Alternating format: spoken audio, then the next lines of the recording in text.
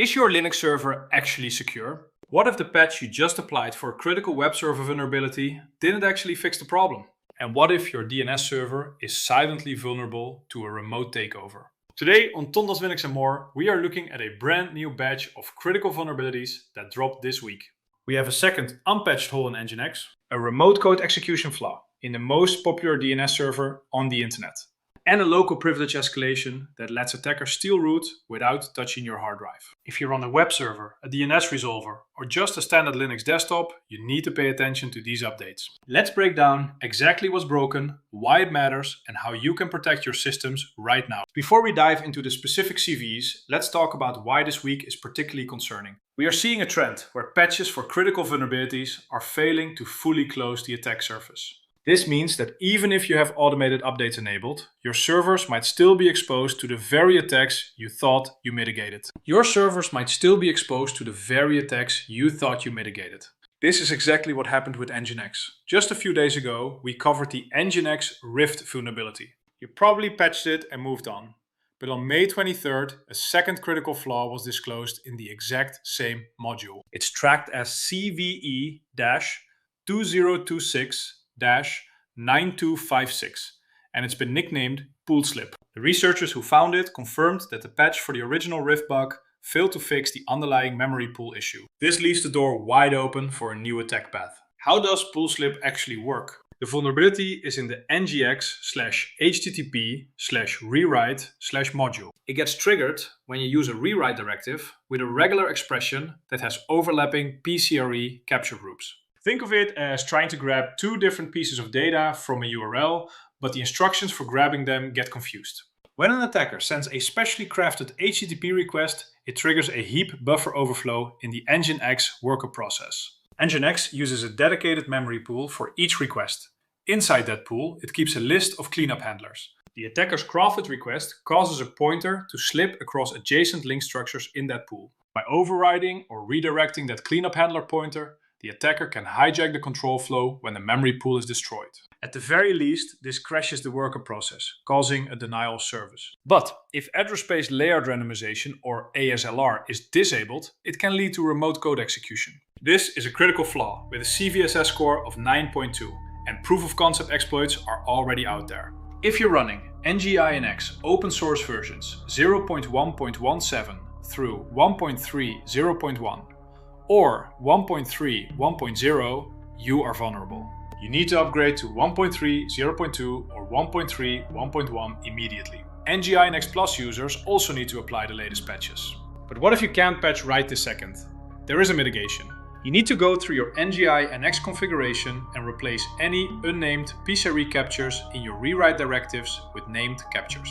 For example, instead of using $1 and $2, use name groups like $P less than user_ID greater than, and reference them by name. It's a manual process, but it will protect you until you can get the patch applied. Moving on from web servers, let's talk about DNS. Bind9 is the most widely deployed DNS server on Linux. And this week, it got hit with a cluster of 5 different vulnerabilities. Ubuntu issued USN 82931 on May 21st to address these. If you run your own DNS infrastructure, this is critical. The flaws range from denial of service issues, like an unbounded resend loop and memory exhaustion during T-key negotiation, to DNS amplification abuse via self-pointed glue records. But there's one vulnerability in this group that stands out as particularly dangerous. The most severe issue in the Bind9 cluster is CVE-2026-3593. This is a heap use after free vulnerability, specifically in Bind9's DNS-over-HTTPS or DOH implementation. Why is this so bad? Because it's reachable over the network without any authentication. If you have a Linux host running Bind9 with DNS over HTTPS enabled, you are directly exposed to potential remote code execution. Attackers can send crafted DOH queries to trigger the use after free condition. Patches are available right now for Ubuntu 22.04, 24.04, 25.10, and 26.04 LTS. If you're on a Debian or Ubuntu system, run sudo apt update and sudo apt upgrade bind9 immediately. RHEL and Fedora users look for the corresponding named package update. Next up is a vulnerability that sounds like a heist movie. PinTheft, tracked as CVE-2026-43494. This is a local privilege escalation flaw in the Linux kernel. It was disclosed on May 19th and 20th, and it's a fascinating, if terrifying, exploit chain. It combines a ref count bug in the reliable datagram sockets, or RDS, subsystem with IO_URG. The crazy part?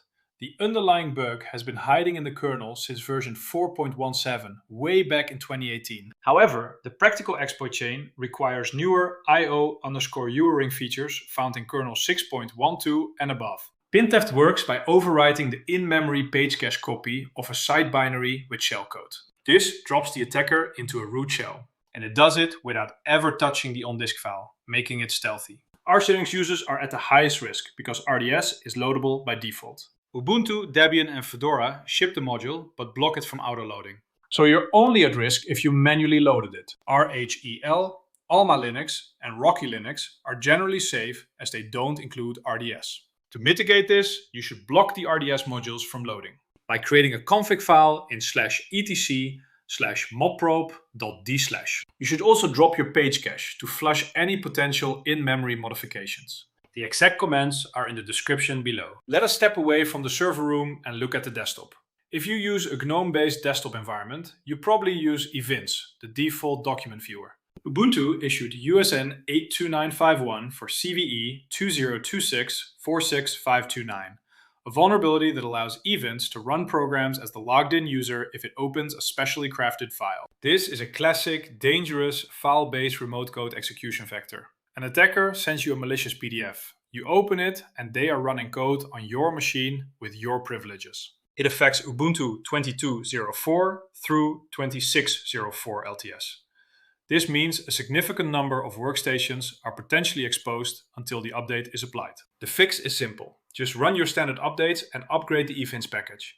This will mitigate the risk of remote code execution on your system. Now that covers the desktop side of things, but we are not done yet. There is one more significant patch drop this week that affects a lot of servers. Finally, we have a massive patch drop for Postgres. Ubuntu issued USN 82941, addressing 11 different CVEs across all LTS releases. The most notable ones include privilege escalation and SQL injection risks that could allow a database user to gain elevated access to the underlying operating system. If you're running Postgres, get those updates applied. That wraps up this week's Critical Security Roundup. Make sure you double check those NGINX and Bind 9 servers. If you found this helpful, hit the like button, subscribe to the channel, and sign up for the weekly newsletter at tondoeslinux.com/subscribe.